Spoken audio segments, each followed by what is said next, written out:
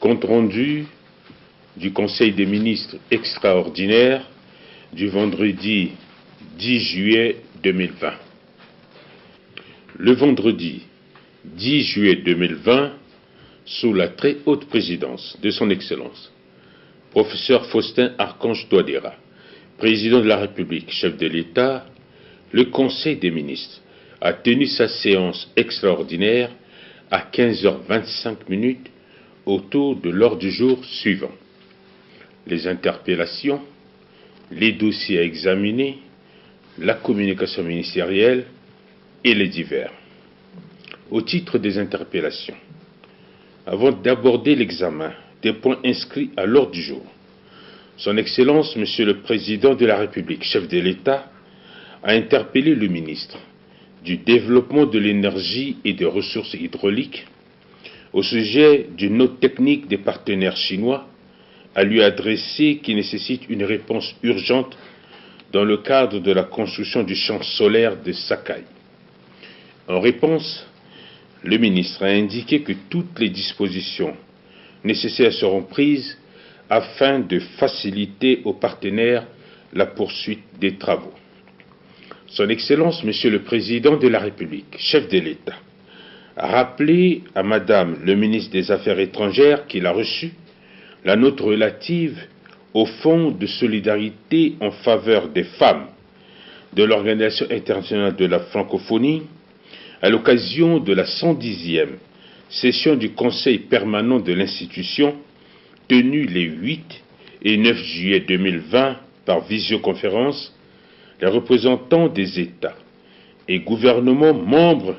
de l'Organisation internationale de la francophonie OIF ont entérimé la création de la francophonie avec elle, un fonds en faveur de l'autonomisation des femmes africaines. À cet effet, Son Excellence, Monsieur le Président de la République, chef de l'État, a demandé que les ministres sectoriels concernés prennent toutes les dispositions appropriées pour proposer des projets en faveur des femmes centrafricaines. La question de la révision du code électoral relative à l'introduction des dispositions pour le vote des réfugiés a été soulignée par Son Excellence, Monsieur le Président de la République, chef de l'État. Le ministre chargé de l'administration du territoire et de la décentralisation a été instruit pour faire diligence afin que ce dossier soit transmis rapidement au ministère chargé du secrétaire général du gouvernement. Enfin, Son Excellence, Monsieur le Président de la République, chef de l'État, s'est interrogé sur l'opérationnalisation du service d'information du gouvernement, SIG, dont les membres ont été recrutés et formés. Il a instruit Monsieur le Premier ministre, chef du gouvernement, de prendre toutes les dispositions nécessaires en vue de proposer le décret de nomination de ces cadres. Le ministre chargé du secrétaire général du gouvernement a ensuite présenté la fiche de position des membres du gouvernement ainsi que l'ordre du jour. Au titre des dossiers à examiner, Madame le ministre des Affaires étrangères et des Centrafricains de l'étranger a soumis à l'examen du Conseil une note relative au rapatriement de Madame le ministre chargé des relations avec les institutions de la République bloquées au Maroc. Madame le ministre a indiqué que suite au blocage de Madame le ministre chargé des relations avec les institutions de la République au Maroc, du fait des mesures prises par les États liées à la lutte contre la propagation de la pandémie du Covid-19 dans le monde, elle a saisi à plusieurs reprises les autorités marocaines à travers leur ambassade en Centrafrique, l'Agence marocaine de la coopération internationale et le ministère marocain des Affaires étrangères et de la coopération afin d'obtenir le rapatriement de Madame le ministre par l'un des vols de ravitaillement marocain sur la Centrafrique. La MINUSCA a également été saisie à cet effet. Toutes les démarches entreprises n'ont pas abouti suite à une suite favorable. Les vols effectués durant la pandémie et la fermeture des frontières ne sont limités qu'au vol cargo, alors que les mesures de sécurité ne permettent pas l'embarquement des passagers. À cet effet, Madame le ministre des Affaires étrangères et des Centrafricains de l'étranger préconise le rapatriement de sa collègue par un vol de transit via Paris en sollicitant qu'elle soit embarquée sur un vol spécial Royal Air Maroc à destination d'Orly en France ou par un vol de la compagnie Air France. Toutefois, il faut que des dispositions soient prises afin de valider le transit par Paris de Madame le ministre qui ne dispose pas de visa Schengen. Suite à des discussions avec M. l'ambassadeur de France en Centrafrique, celui-ci s'est dit prêt à mener les démarches pour autoriser le transit de Madame le ministre de Paris dans la mesure où l'intéressé dispose d'un passeport diplomatique. Au terme des débats, le Conseil a instruit le ministre des Transports et de l'Aviation civile, ainsi que Madame le ministre des Affaires étrangères et des Centrafricains à l'étranger, de prendre contact avec le Maroc et l'ambassade de France à Bangui en vue de permettre à Madame le ministre de disposer d'un visa Schengen pour regagner Paris avant de continuer sur Bangui par le vol d'Air France. À cet effet, le ministre des Finances et du Budget prendra toutes les dispositions nécessaires pour faciliter ce rapatriement. Le ministre du Développement de l'énergie et des ressources hydrauliques, en lieu et place du ministre des Mines et de la Géologie, a soumis à l'examen du Conseil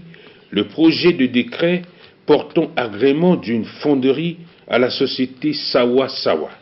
Le ministre a indiqué que la création d'une fonderie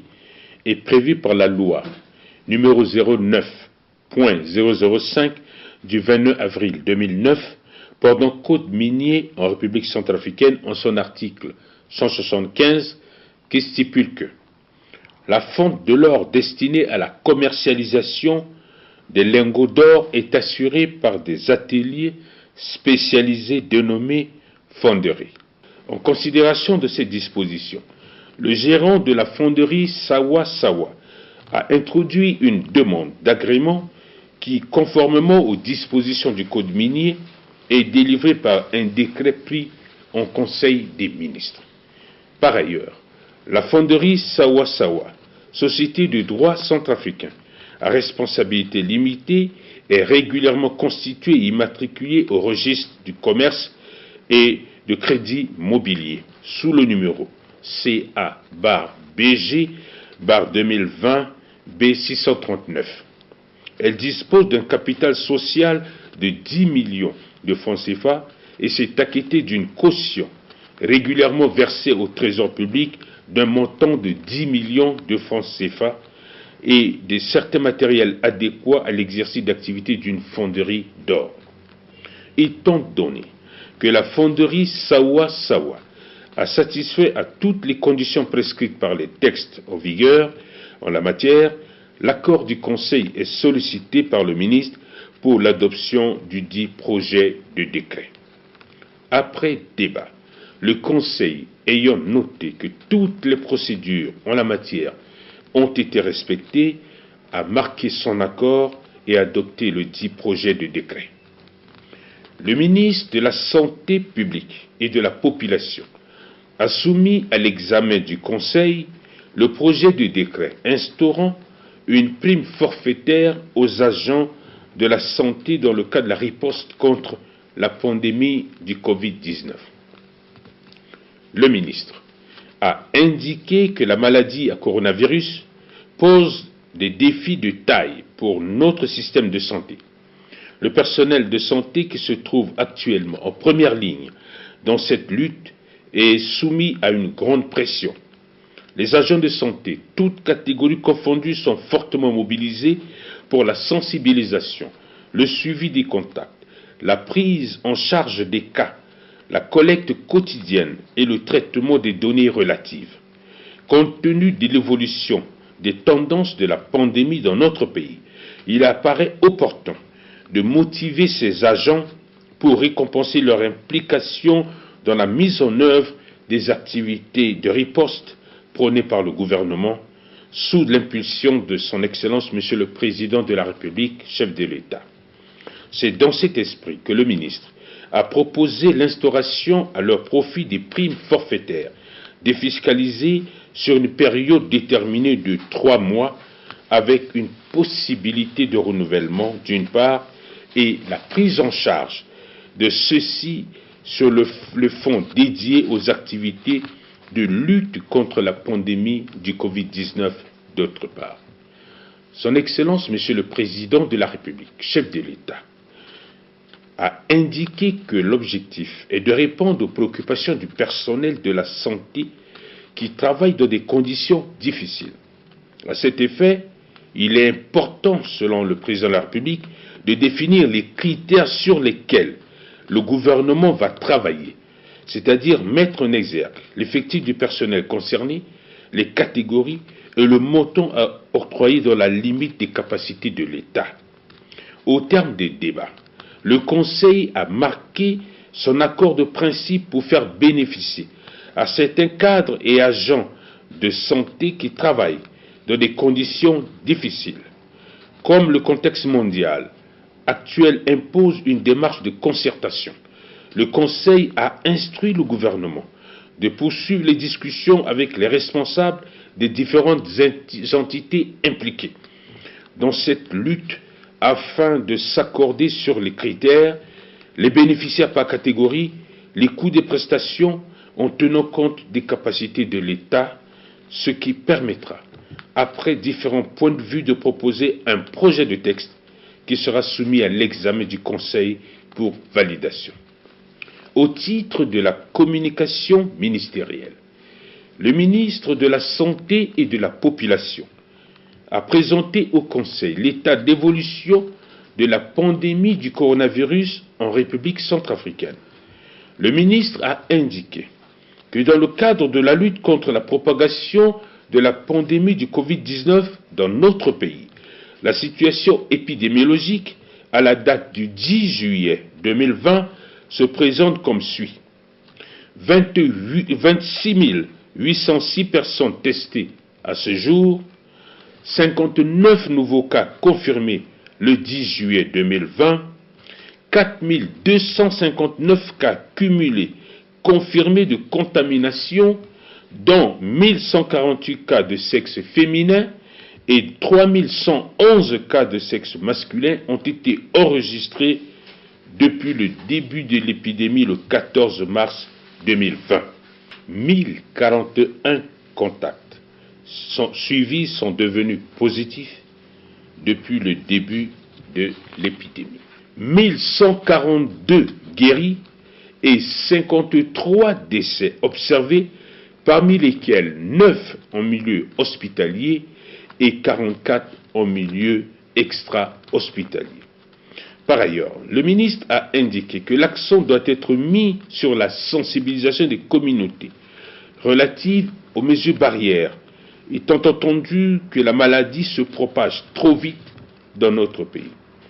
À propos des dons octroyés dans le cadre de la lutte contre le Covid-19, Son Excellence, Monsieur le Président de la République, chef de l'État, a insisté sur la transparence dans la gestion des fonds alloués par les bailleurs, tout en demandant ainsi que les dons reçus par le gouvernement. Le devoir de redevabilité s'impose à tous les niveaux en ce qui concerne les dons ou fonds mis à la disposition du gouvernement, ainsi que les fonds gérés directement par le partenaire à travers les ONG internationales. À cet effet, les ministres sectoriels qui gèrent les projets y relatifs sont instruits de faire le point des dons qu'ils ont reçus pour permettre au comité de crise qui a été mis en place afin de faire ressortir la situation globale des ressources allouées à notre pays, ainsi que l'impact de l'utilisation des dites ressources au profit des populations dans le cadre de la lutte contre la pandémie du Covid-19. Au titre des divers, Madame le ministre de la Défense nationale et de la reconstruction de l'armée a rendu compte au Conseil d'une mission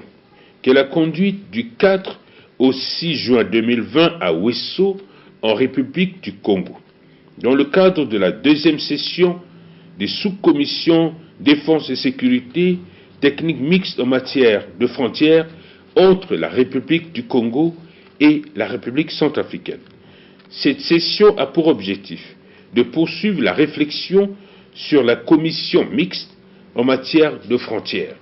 En outre, Madame le ministre a indiqué qu'au cours de cette rencontre,